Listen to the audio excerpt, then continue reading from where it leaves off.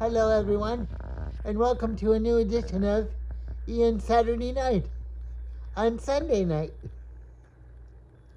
As you can see behind me, I have my usual movie poster of the movie Possession right behind me. It's a striking poster, and I'm sure some of you have seen the movie. It's very much like a David Cronenberg. It's very much like a David Cronenberg film before David Cronenberg. So those of you who want to, I'm just curious if you've ever seen the film. If you want to send me a quick message, just to let me know if you've seen the film. It's called Possession, and it's an Eastern European film, and it came out in 1981. It's a very strange film, but a very interesting film, because it's almost like the height of Cronenberg, around the time of Cronenberg, but before Cronenberg became very popular, I think. And also, I saw the movie Shrouds, and that was a very interesting David Cronenberg film, but it left me very sad and melancholy, which is in keeping with my dreams. So, I've been through a lot. I had my play. I actually, it wasn't a play. It was a little skit, like a monologue.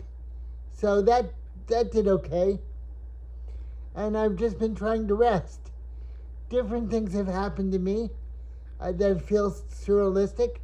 My glasses got broken because I fell asleep and they popped out of my bag, and my floor is the same color of the glasses, and my aide unwittingly rolled over my glasses with my wheelchair.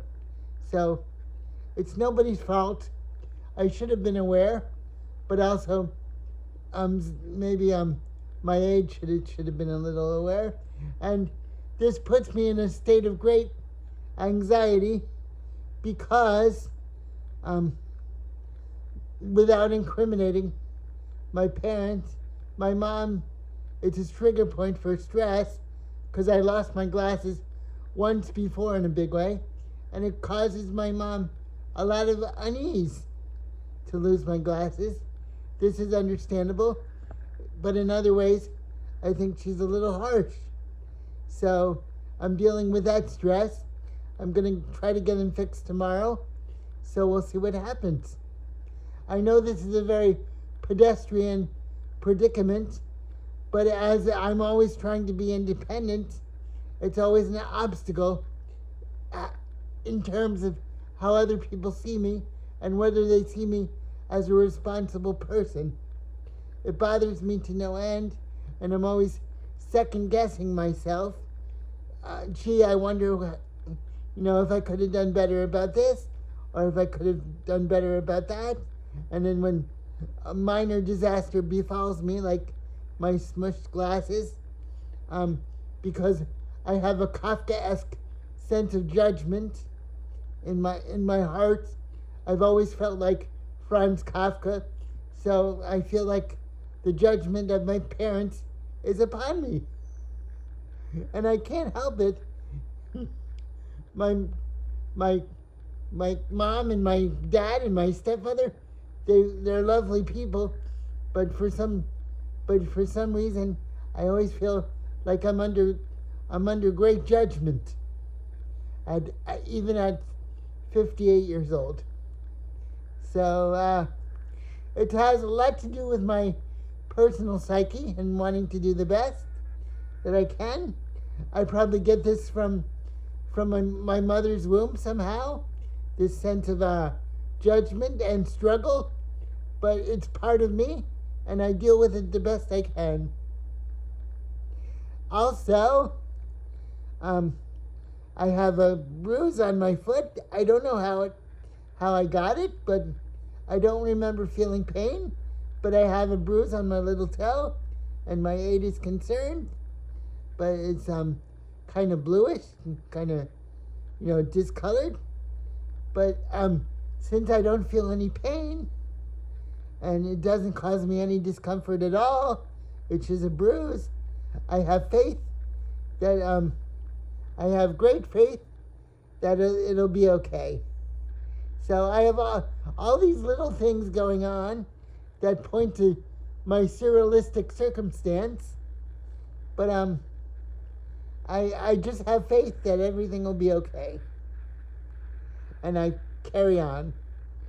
Most people think I'm doing a great job in my life, and other people who some of you know about probably think I need a lot of work on myself, but these are people that are part of my romantic past, and I can't do anything about it. So I won't do anything about it because I can't. And we always come up short in the eyes of lovers, but we do the best we can. And in that regard, I've written a couple things to Joaquin. Her middle name is starts with a P, but her name is Joaquin. So I've written a couple things to her. Very honest, very critical of myself, but also critical of her, given that I feel like in the end I wasn't valued by her. I don't feel like I counted. When it counted, I gave her my heart, and I actually went through a proposal situation. I gave her an engagement ring, and she seemed very appreciative. But after that, I felt like I was being put at arm's length, and I don't think she valued my heart very much, to be honest. I know that she loved me, and I know that she has a lot of love for me, but something was holding her back. I don't think that she really, that she really, in a way, considered my feelings, because she can be very cutting and callous, and I told her as much. To be fair, I'm not a total joyride to be with, but I try to make it fun whenever I can. But I know that I'm a lot to deal with. I involve other people transporting me from place to place, and I have my equipment that I need to get around. But other than that, I'm very easygoing, and when I get mad, it's usually at myself. So I don't usually get mad at others, but the way Joaquin handled herself, I didn't feel like I mattered. I don't mean to keep score in the relationship, but I would give her things, and I feel I would give her, I'm not required to receive presents, but it would have been nice every once in a while to get a Valentine's present or a card or a note. And she said she was going to visit me twice, and she never did. So this was in a 3-year period. So I don't feel like I was particularly valued by her. When I was with her, she couldn't have been more sweet. She couldn't have been sweeter, except for one incident which you guys know about in Mexico City. But 9 times out of 10, she was very sweet and loving. It just, being that it's a long distance relationship, I don't feel like I was being very respected in terms of what I was going through. And I would help her study, and I'd do my best, and then I'd get some yells, a lot of yells and a lot of frustration on the other end, which is a mystery to me. But I did my best, and I know that she goes through a lot, and she can be a very giving person. But I also felt the ice and the harshness, and this also brings me back to Savannah, because it's exactly what I felt when I was in Savannah. with Latrice. It's pretty close to the same feelings of what I felt. So I just want to let you guys know about that. I've been told that I'm self-aware. Perhaps that's true, but I know that I always need work on my psyche. But the good part about me is that I take what people reflect upon me. I take it in, and I usually reflect it back. In other words, if somebody regards me with a smile, I'll regard them with a smile. And if I know that somebody's very angry or perturbed or upset, I'm usually upset and perturbed and angry because I'm an empath. I'm an empath, I've been told, and I believe that, and I pick up on other people's emotions. So if somebody's angry around me, I'm gonna be angry. And I try to keep that together, but it can be very taxing on the spirit.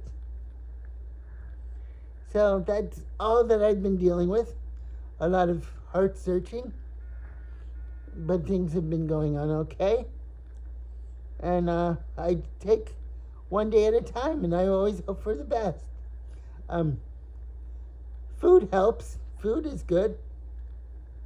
You know, eating is always good, but eating is it's a necessary thing.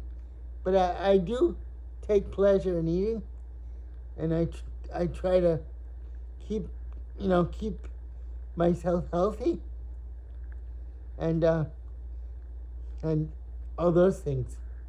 It's on my mind now that when somebody's upset, I get upset, and maybe I should let that go. Maybe I should let that go, but it's hard to do, and I know some of you will understand where I'm coming from. I'm very aware that my point of view can be very different from others who watch my show, but that's all part of the puzzle of life. We're here to share different points of view, and I know that some of my ideas might seem outlandish or naive or poetic, and I've also been told that I've been outlandish and naive and poetic. To what end, I do not know, but I'm part of the puzzle. That's all I am. And when it's time for me to leave the stage of life, I will gladly leave it, and my spirit will go on to other stars. I'd like to believe that I'll see my dad, and I do believe in an afterlife, and I'd like to believe that I'll see my dad in heaven, but none of us really know. We accept God in our heart for most of us, but until that time comes, none of us really know. God could be a bolt of light, a cosmic force. I tend to believe that, like David Bowie believed, that divinity is a cosmic force that runs through everything and has an intelligence, and so that if you're a kind person, you'll come out in a nice way, and then if you're struggling with dark feelings, that you might have to spend time. I mean, not that there's a moral judgment to this, but you might have to spend time on the lower levels of whatever we're faced with. And I also think that it's possible that when life is over, the movie screen just runs out, and it's just nothing, like static or air. So these are things that I don't know, but it's a great idea. I hope that there's something lasting to life. It's a great idea that I'll see my family and friends when it's time for me to leave the mortal coil, as Shakespeare says. I think it's Shakespeare. It's stuck in my brain that it's Shakespeare, so it better be, or else I'm going to get a lot of unpleasant letters. Especially since I'm an English major way back when. So, this has turned out to be a very philosophical conversation, but somehow that's how it happens. Some of you know that I spend time with Roberta Marx. She's a very mixed media artist. She's known worldwide, but she spends time in Key West, and she has an effect on me, and I always enjoy helping her out. So it's good to know that Roberta's out there. In here. She's not out there yet. She's in here, but you know what I mean. She's across town. I don't get out. I mean, I do travel, but Key West is very flat and very spread out, so I don't always travel everywhere. Okay, everyone. Thanks for tuning in. This has been Ian Saturday Night, and thank you so much. Bye, everybody.